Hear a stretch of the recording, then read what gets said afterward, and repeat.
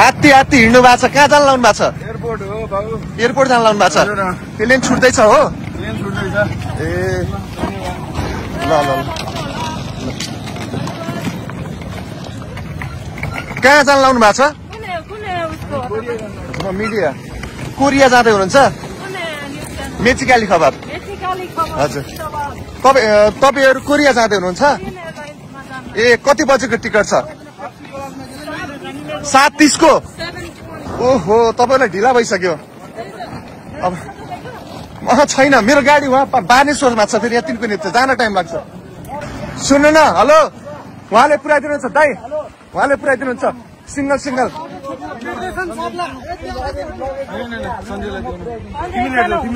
एकजना जानु फर्केर आउनुहुन्छ फर्केर आउँछ एकदम धन्यवाद तपाईँलाई एकदम खुसी लाग्यो फ्यान हो म तपाईँलाई देख्ने बित्तिकै मैले तपाईँको कुदेर आएको देखेँ अनि त्यही भएर म पनि तपाईँको पछि पछि कुद्दै आएँ म अन्त्यतिर मोडेको थिएँ तर मैले तपाईँलाई देखेपछि मेरो मोड अन्त्य मोड्याउँ सकेको सहयोग गर्छु उहाँहरू कोरिया जाँदै हुनुहुन्थ्यो आजको आन्दोलनले गर्दा उहाँहरूलाई एकदमै ढिला भएको थियो तपाईँ होइन होइन उहाँलाई पुर्याउनु अनि फेरि आएर उहाँलाई लिन आउनुलाई है हस् धन्यवाद धन्यवाद उहाँलाई धेरै धेरै धन्यवाद दिन चाहन्छु अब के गर्ने गाडी चलेको छैन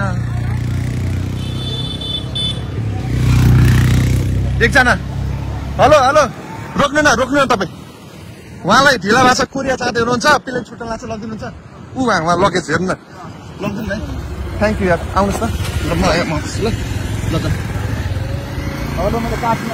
म मिडियाबाट हो हजुर हजुर धन्यवाद यार तपाईँलाई भन्छु है एकजनालाई त मैले पठाइदिइसकेँ दाई ओ दाई एमा बस्नु एमा आउनु एमा बस्नु म एकजना अर्कोलाई पनि म मिलाउँछु ओ हेलो यहाँ आउनु दाई सहयोग गर्ने हो कि एउटा सानो केही होइन ठुलो सहयोग होइन सानो सहयोग हो उहाँलाई पुऱ्याइदिनु न एयरपोर्टसम्म प्लिज गेटसम्म छुट्टा लाग्छ क्या कोरिया जाँदै हुनुहुन्छ प्लेन छुट्टा लाग्छ जानु न प्लिज जानु न यति सहयोग गर्नु न दाइ आउनु बस्नुहोस्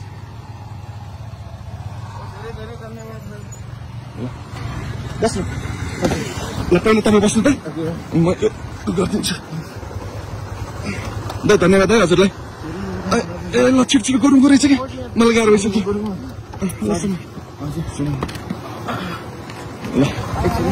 शुभयात्रा राम्रोसँग जानु है हस् बिचरा कोरिया जान नजानु भएको रहेछ अनि उहाँहरूको टिकट 7 बजेको टिकट अब फेरि ढिला भइसक्यो 6:30 त भइसकेको छ ल तपाईँहरूलाई के ढिला त छैन नि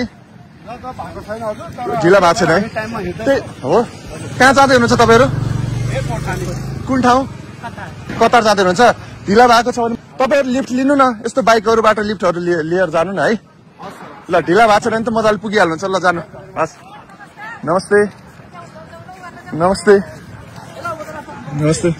म यति बेला तिनकुनीमा छु अब तपाईँले देखिरहनु भएको छ तिनकुनीको अवस्था त एकदमै खतमै भइसक्यो क्या यो देश सकिन लागिसक्यो नेताहरूकै कारणले यस्तो भएको छ यो भनिरहनु पर्दैन अनि किन हेर्न पर्यो भाइ तिमी जाऊ न घर बस अनि चोटपटक लाग्छ आन्दोलनकारीले हान्छ प्रहरीले हान्छ अनि